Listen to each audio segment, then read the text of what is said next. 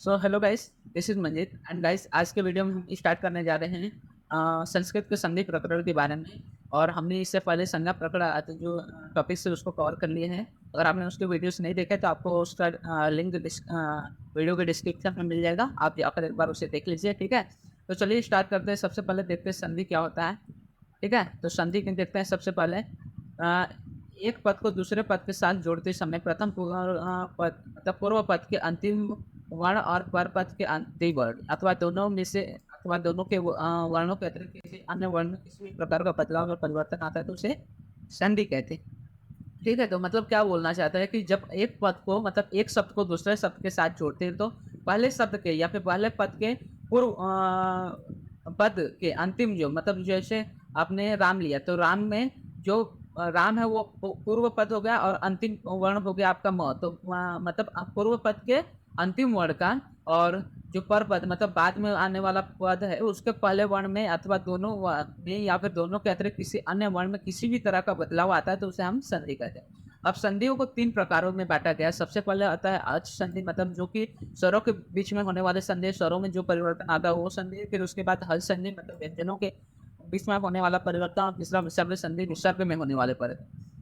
ठीक है, तो अब संधि स्टार्ट करने से पहले कुछ टर्मिनोलॉजीज दी हुई है उसके बारे में देख लेते हैं। तो सबसे पहले देख लेते हैं आदेश क्या होता है। तो आदेश शत्रुवत, आदेश शत्रुवत तो मतलब किसी वर्ण या यदि किसी वर्ण का या किसी वर्ण के स्थान पर आदेश हो रहा है तो सरलता है मतलब उसका मतलब यह होता है कि जो पहले से वहां पे वर्ण है उसको हटाकर उसके जगह पे दूसरा वर्ण रख दिया जाता है। तो इसीलिए आदेश क्या होता है, सूत्र तुल्य काम करता है मतलब उसको हटाने का काम करता है। तो ये शत्रुतावत हो गई। उसी के बाद उसी के अनुसार दूसरा है जो आगम। आगम जो होता है मित्रवत होता है, आगम मित्रवत। जैसे ही आगम को होने पर आगम वर्ण जिसको होता है उसके वर्ण के आगे या पीछे क्या है वो वर्ण लग जाता है। तो जो आगम है वो दूसरे को बिना हटाए वहीं पे उसके साथ ही लग जाता है, इसीलिए इसको मित्र तुल्य कहा गया है। तो आगम मित्र तुल्य एंड आदेश शत्रुवत। ठीक है, अब यहाँ से हम चलते हैं संधि प्रकरण स्टार्ट करते हैं। सबसे पहले देखते हैं अच संधि के बारे में। तो अच संधि में सबसे पहला संधि है आपका यण संधि। ठीक है, तो यण संधि में देखते हैं इसका पहला जो सूत्र है वो है इको यनाची। तो इसमें ये जो है अगर हो सके तो याद कीजिए, अच्छा रहेगा। अगर आप एग्जाम में लिखते हैं तो आपको इसके अलग से पॉइंट्स मिलते हैं, अच्छे मार्क्स मिलते हैं आपका। उनको लगता है कि नहीं आपको अच्छे नॉलेज है, तो अगर ये पढ़ते हैं तो और अच्छा है।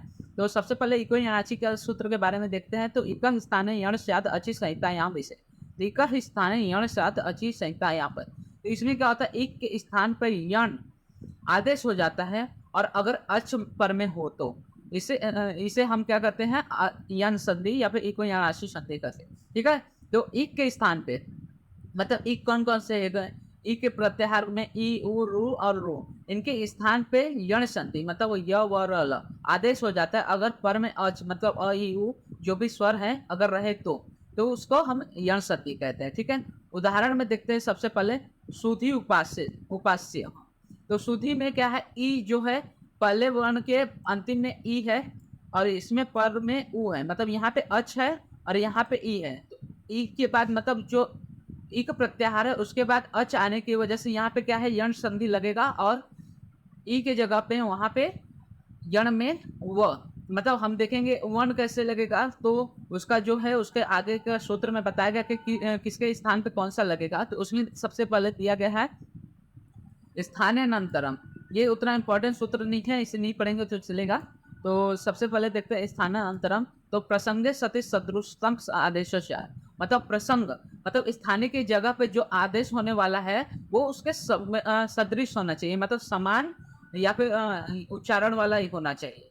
जैसे हम लोग ने सवर्ण बोला था तो सवर्ण होना चाहिए, मतलब उसका उच्चारण स्थान या प्रयत्न ये समान रहे तो उसके स्थान पर उसका आदेश होता है। जो भाव यह है कि क्या बताता है कि जो एक स्थानीय हो और आदेश अनेक हो तो प्रकृत सूत्र व्यवस्था करता है कि जो आदेश स्थानीय के अत्यधिक सदृश हो वह आदेश हो जाएगा। जैसे हम लोग ने देखा शुद्धि उपास्य में, शुद्धि में ई क्या है एक स्थानीय, लेकिन उपास्य जो यण प्रत्याहार है उसमें बहुत सारे वर्ण है। तो उसमें से य व र ल में से कौन सा वर्ण उसके जगह पे आदेश होगा, इसके लिए ये सूत्र स्थानांतरण दिया गया है। जिसमें यह बताया गया कि अगर एक स्थानीय हो और बहुत सारे आदेश हो तो जो इस आदेश स्थानीय के एकदम सदृश मतलब समान अर्थ वाला सवर्ण होगा, वो उसके जगह पे आदेश हो जाएगा। जैसे हम लोग ने शुद्धि उपास्य देखा, तो शुद्धि में और शुद्धि उपास्य में शुद्ध प्लस ई था, तो ई के जगह पे यहाँ पे य आया। तो ई में क्या है, अब उसका उच्चारण स्थान देखते हैं, तो ईचु यशाणाम तालु, तो ई और य का सेम उच्चारण स्थान होने की जगह होने की वजह से ई के जगह पे यह आदेश हो गया है, इसीलिए जो हमारा संधि बनता है वो शुद्धि उपास्य बनता है। ठीक है, इसके बाद हम आगे देखते हैं संधि विस्तार के बारे में, और आगे देखते हैं। ये सारे जो है संधि उतना इम्पोर्टेंट नहीं है, इसलिए वो सब नहीं देख रहे हैं। ये सारे क्या है, उतने इम्पोर्टेंट नहीं है। ठीक है, जो इम्पोर्टेंट टॉपिक्स है मैं उसी के बारे में पढ़ा रहा हूँ। अगर आपको ज़्यादा पढ़ने का मन रहेगा तो आप एक बार देख सकते हैं। ये सब क्या है, उतने इम्पोर्टेंट ज़्यादा क्वेश्चन पूछे नहीं जाते इस पर।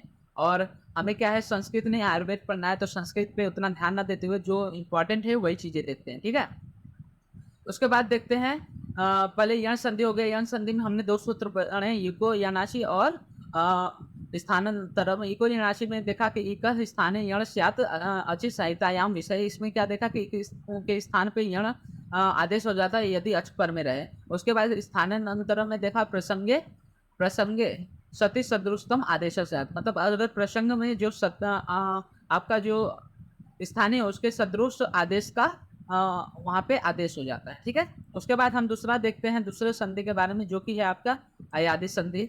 अयादि संधि में पहला सूत्र देखते हैं एचो अय वा याव।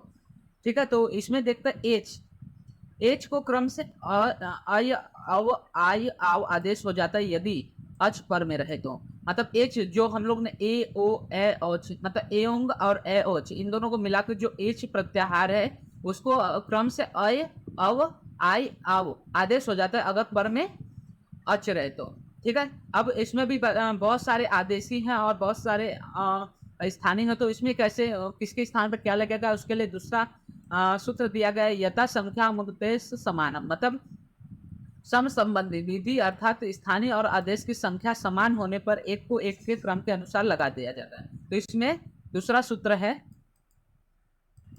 ठीक है, तो यहाँ पे क्या बताया गया है कि जो सम संबंधी विधि अर्थात स्थानीय और आदेश की जो संख्या है वो समान अगर हो, मतलब जितनी स्थानीय है और जितनी आदेश है दोनों की अगर संख्या समान हो तो उनको एक के बाद एक क्रम के अनुसार आदेश हो जाता है। जैसे ए को आय आदेश हो जाएगा, ओ को अव आदेश हो जाएगा, आई को आय आदेश हो जाएगा तथा अव को आव आदेश हो जाएगा। ठीक है, तो इस प्रकार से रहता है। जैसे हरे प्लस ए। ठीक है, यहाँ पर र वर्ण में क्या रहा हुआ, ए, मतलब जो र में ए है एच प्रत्यार का है, और में जो ए है वो अच होने से पूर्व और पूर्व ए के स्थान में आय हो जाएगा। ठीक है, तो हरे के जगह पे ए के जगह पे यहाँ पे अय आ जाएगा। ठीक है, तो यहाँ पे हर ए के जगह पे अय आ गया और ए हरे, तो यहाँ पे जो अयादि संधि हुई वो हरे हो गए। वैसे ही विष्णु प्लस ए में देखिए ओ के स्थान पे यहाँ पे अव आ जाएगा। ठीक है, तो यहाँ पे विष्णवे हो जाएगा। ठीक है, तो इसके बाद हम देखने वाले हैं आगे के विषय में नायक है जो नय प्लस अक। तो यहाँ पे आय के जगह पे आय लग गया है, इसी कारण यहाँ पे नय नायक होगा। तो यही सब एग्जाम्पल है कि क्रम से क्या हो जाता है, आय को आय इस प्रकार से क्रमानुसार उसको जो है आय अव आय और आओ आदेश हो जाते हैं। ठीक है, इसके बाद देखते हैं वांतो ये प्रत्यय, ये भी एक इम्पॉर्टेंट है सूत्र।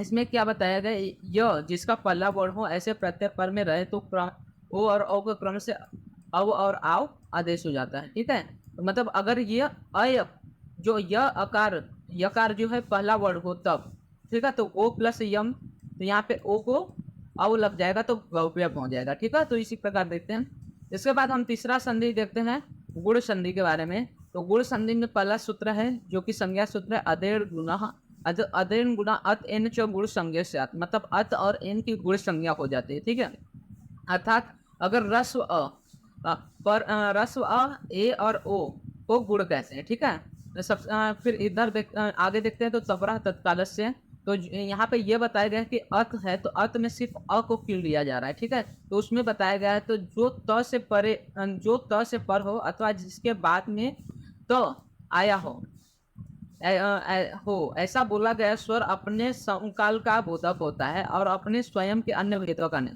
मतलब अगर अत है, ठीक है, तो यहाँ पे अत में सिर्फ वो अपने आप का ही बोधक बोधक होता है। उसके अन्य रूपों मतलब अन्य जो वर्ण भेद है 18 प्रकार के, उसके वर्ण अन्य भेदों का वो बोधक नहीं होता, सिर्फ अपना ही बोध कराता है। मतलब अत सिर्फ अ का बोध कराएगा।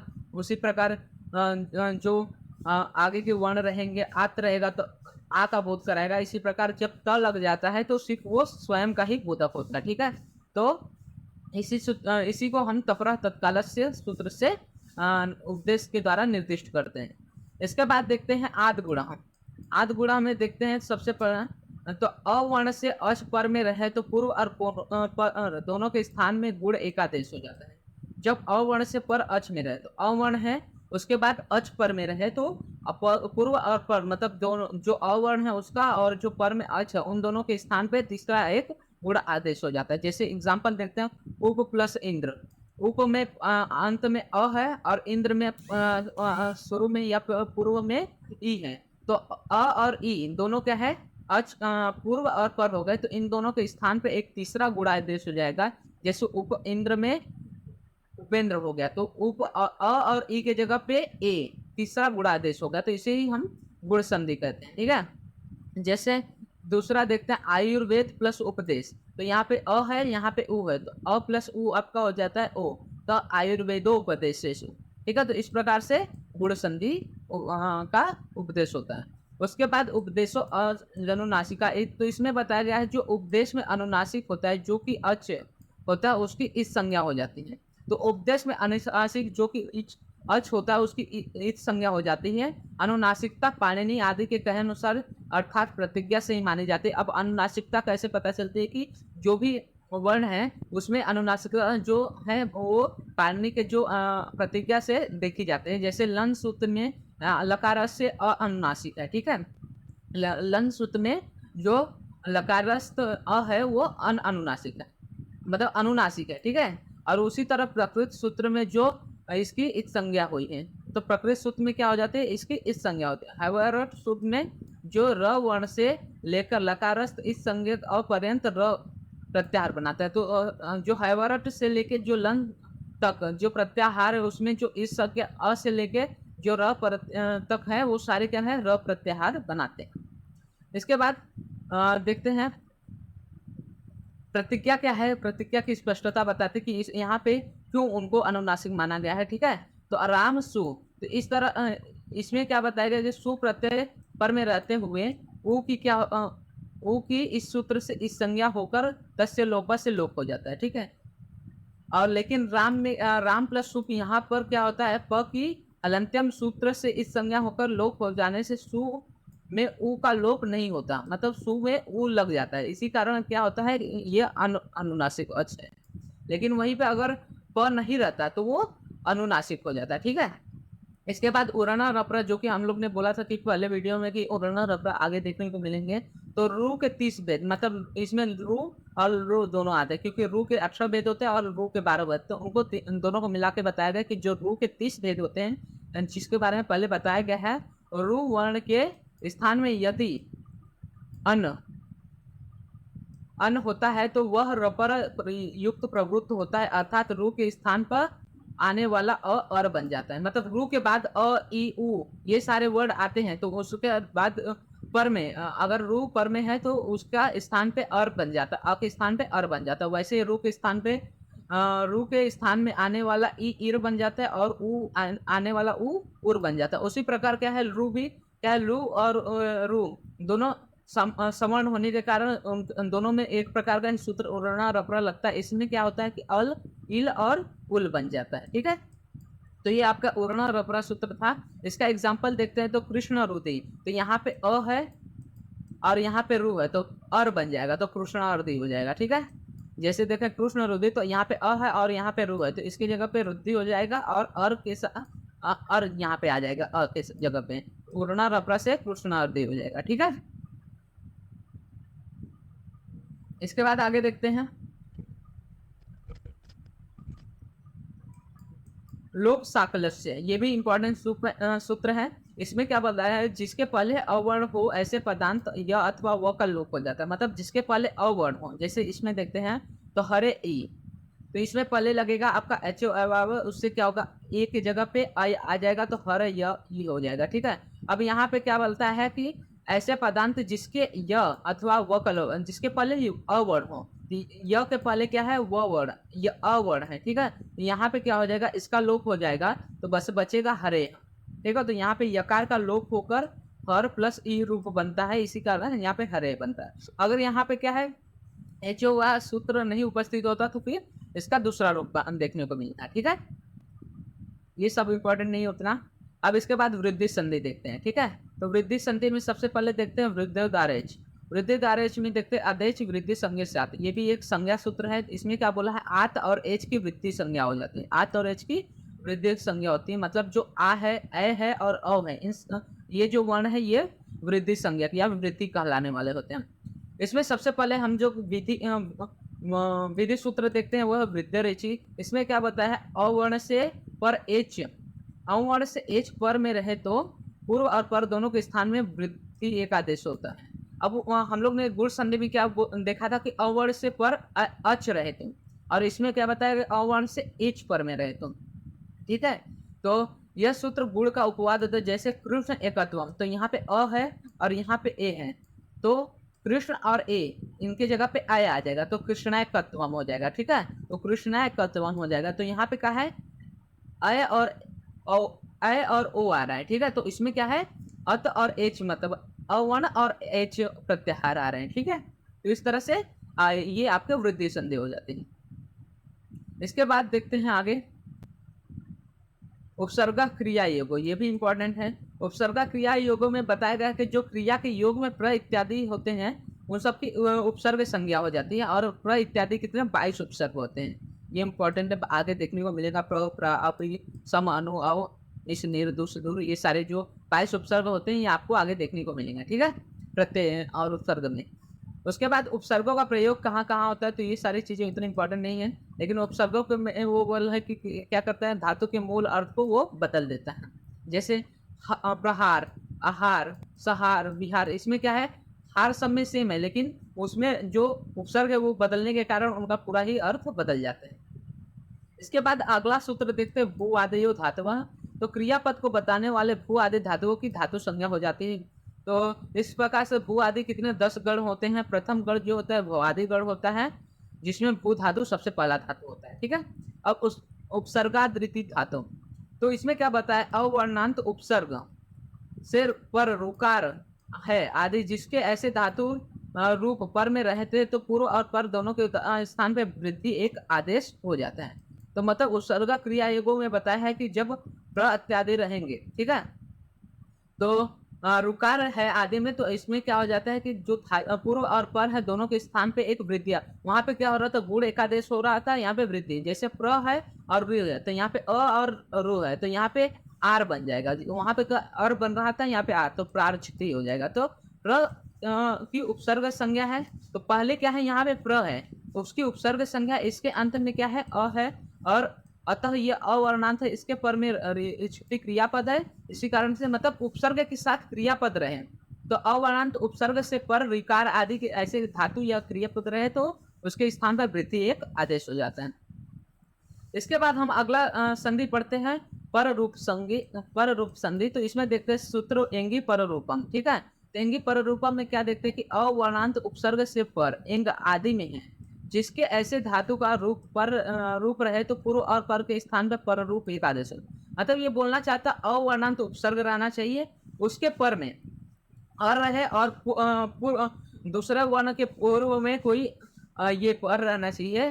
तो अवर्णांत उपसर्ग से पर और एंग आदि में है, तो एंग मतलब शुरुआत में रहे और उसके बाद पर रहे, पर में पूर्व जो पद है वो अ रहे। मतलब एग्जाम्पल से आपको दिखाते हैं, जैसे ये प्र है, ये क्या है, उपसर्ग है, और उसके बाद इसमें क्या है, पर जो है वो अ है। ठीक है, और उसके बाद आपको ए देखने को मिल रहा है, तो अवर्णांत उपसर्ग से पर मतलब उसके बाद ए रहे तो उसके जगह पे क्या होता है, पररूप आदेश हो जाता है। तो अ और ए में जो पररूप है ए वो आदेश हो जाता है, तो यहाँ पे प्रेजित हो गया, तो प्रेजित हो गया। ठीक है, उसके बाद अचो अंत्यादि टी बोला है, तो अच के मध्य जो अंतिम अच होता है उसकी टी संज्ञा हो जाती है, वो उतना इम्पोर्टेंट नहीं है, ठीक है। उसके बाद आगे देखते हैं। अब देखते हैं दीर्घ संधि के बारे में। तो दीर्घ संधि अकह सर्वने दीर्घ, अकह सर्वने दीर्घ। तो अक से सवर्ण, मतलब अक के सवर्ण जो भी उसका तुल्य आस्य और प्रयत्न सेम रहे, तो अक से जो सवर्ण अच पर में रहे तो पूर्व और पर के दोनों के स्थान पर दीर्घ एक रूप आदेश हो जाता है, ठीक है।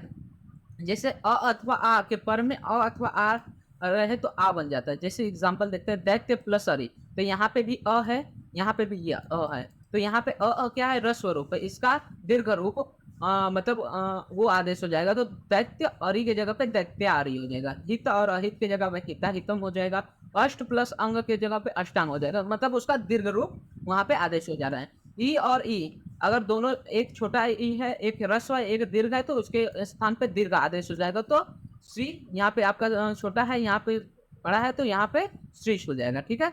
उसी तरह उ और उ रहा तो विष्णु और उदय, तो विष्णुदय, मतलब बस उसका दीर्घ रूप आदेश हो जाते हैं।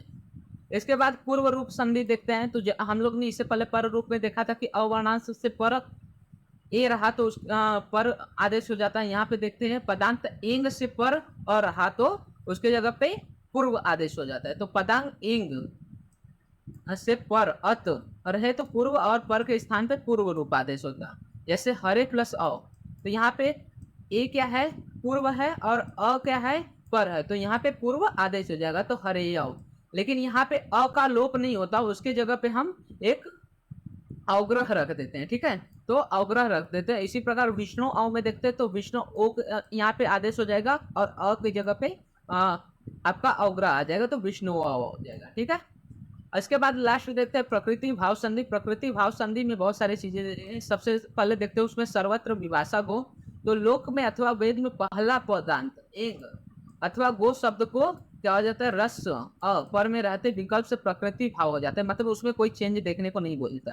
जैसे गो अग्रम, यहाँ पे गो में सबसे पहले आपका एंग है, उसके बाद अंत शब्द में रस्व अ क्या है, पर में है, तो यहाँ पे गो अग्रम है। अगर ये क्या है, वैकल्पिक है, तो यहाँ पे दूसरा लग भी सकता है। अगर एंग पदांतरी लगाए, मतलब पूर्व रूप संधि लगाए, तो यहाँ पे गो अग्रम हो जाएगा, गो अग्रम हो जाएगा। लेकिन ये अगर यहाँ पे विकल्प से प्रकृति भाव लग रहा है, तो ये वैसा ही रहेगा, यहाँ पे कोई भी संधि नहीं होगी, ठीक है। फिर अनेक काल शीत वर्ष, ये क्या इंपॉर्टेंट नहीं, ये उतना इंपॉर्टेंट, जो इंपॉर्टेंट थे वो थी आपके यन संधि, यन संधि हो गई, उसके बाद आपके एचो अयावा मतलब अयादि संधि हो गए, गुण संधि हो गए, दीर्घ संधि हो गए, वृद्धि संधि हो गई। ये सारे पूर्व रूप पर रूप ये संधि ज्यादा इंपॉर्टेंट है। अब यहाँ पे प्रकृति भाव में बताया गया कि ये पूरा जो प्रकृति भाव है पूर्णतः वैकल्पिक संधि है, इसमें जो चीजें हैं वो वैकल्पिक है, उनका प्रयोग हो भी सकता है नहीं भी हो सकता है, ठीक है। इसके बाद आगे देखते हैं जो इंपॉर्टेंट है वही कंप्लीट करते हैं। यह दूरा दूर से, तो दूर से बुलाने का अर्थ मतलब संबोधन के वाक्य में टी को प्लस संज्ञा हो जाती है विकल्प से।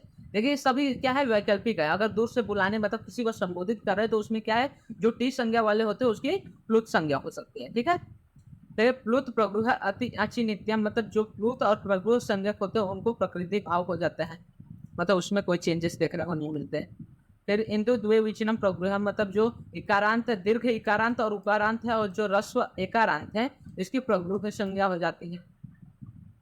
फिर अदसो मात, ये थोड़ा इंपॉर्टेंट है। तो अदस शब्द के अव्यय म से पर ई उ रहे तो उनकी प्रगृह हो जाती है, मतलब अदस शब्द के अव्यय में म से पर ई अथवा उ रहे तो उसकी अदस हो जाती है। जैसे अमी, यहाँ पे क्या है, म के पर में ई है और उसके पर में ई है, तो अमीषा हो जाएगा, अमीषा।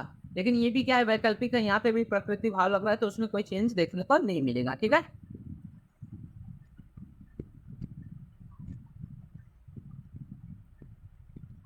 प्र आदय प्रत्यादि की क्या हो जाती है, निपात संज्ञा हो जाती है।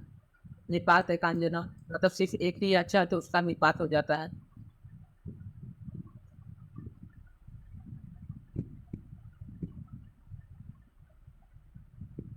इसके बाद लास्ट में देखते हैं क्या, ये भी थोड़ा बस उसके जैसा ही वर्णा रपरा की तरह है कि पदार्थ अब को पहले जैसा रस्व हो जाता है अगर रूप पर में रहे। तो इसका उदाहरण देखते हैं। तो ब्रह्मा प्लस ऋषि है, तो यहाँ पे ब्रह्मा क्या है, दीर्घ है, और ऋषि है, तो उस यहाँ पे दीर्घ हट के ब्रह्मर्षि हो जाएगा, ठीक है। तो बस इसमें क्या है कि ह्रस्व हो जाता है। तो यहाँ पे क्या बोला, इस सूत्र से ह्रस्व होकर ब्रह्मा की जगह ब्रह्म हो जाएगा और ऋषि रूप बनेगा। विकल्प से होने से ह्रस्व न होने पर ब्रह्मा प्लस ऋषि आदि गुण से क्या हो जाएगा, उरण रबर सूत्र से होकर ब्रह्मा प्लस आ प्लस ऋषि। तो गुण सूत्र से ब्रह्मा प्लस आ प्लस ऋषि आ रहा है, तो यहाँ पे और हो जाएगा, तो ब्रह्मर्षि हो जाएगा, ठीक है। तो यहाँ तक था आपका अच संधि। हमने अच संधि पूर्णतः संपूर्ण कर लिया, समाप्त कर दिया। इसके बाद हम देखने वाले हल संधि के बारे में। हल संधि की ज़्यादा बड़ा नहीं है, छोटा ही है, लेकिन इम्पॉर्टेंट है। और उसके बाद हम विसर्ग संधि क्रमशः पढ़ेंगे, ठीक है। आज के वीडियो के लिए बस इतना ही।